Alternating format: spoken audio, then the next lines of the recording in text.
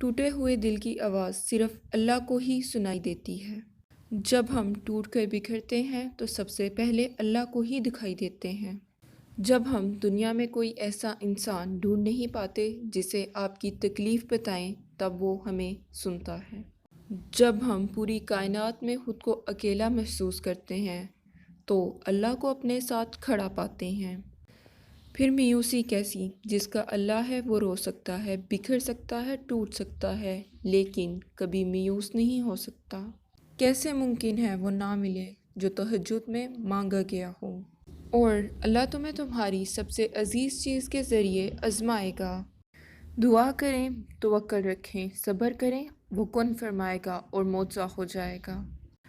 اللہ نے موسیٰ کے لیے سمندر میں راستہ نکالا، اس نے ابراہیم کے لیے آگ ٹھنڈی کر دی۔ کیا تم ابھی بھی سوچتے ہو کہ تمہارے ٹوٹے دل کی پرواہ نہیں؟ نمازیں دعا ہیں، نمازیں شفا ہیں۔ دل سے مانگو، اللہ بے شک رکھے گا دل تمہارا۔ اللہ کی رحمت سے مایوس نہ ہو، وہ بہتر لے کر بہترین سے نواز دے گا۔ ایمان کا نور اللہ کے راستے میں ملتا ہے، اس کی رضا میں تمہاری خیر ہے، خیر میں اس کی کن ہے، اس کی کن میں اس کی حکمت ہے، اور اس کی حکمت میں اس کی محبت ہے، اور محبت کبھی ظلم نہیں کرتی، محبت ظالم نہیں ہوتی، محبت سراپے رحم ہے۔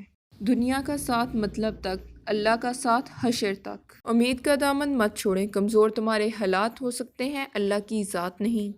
محبت اگر عیب دیکھتی تو اللہ ہماری طرف کبھی بھی نہ دیکھتا۔ چھوڑا جب سب کو اللہ کے لیے، دنیا میرے قدموں میں آ گری۔ تم جو کچھ کرتے ہو سب اللہ کی نظر میں ہے۔ جب نمازیں بوجھ نہ لگنے لگیں تو سمجھ لو کہ اللہ سے عشق ہو گیا ہے۔ دو چیزیں انسان کو اللہ نے بڑی خاص دی ہیں، اللہ کا درد، اللہ کا ڈر۔ ہاتھوں کی لکیروں پر نہیں، ہاتھ بنانے والے رب پر یقین ہونا چاہیے۔ حالات کوئی بھی ہوں، شکر ہمیشہ شکووں سے بہتر ہوتا ہے۔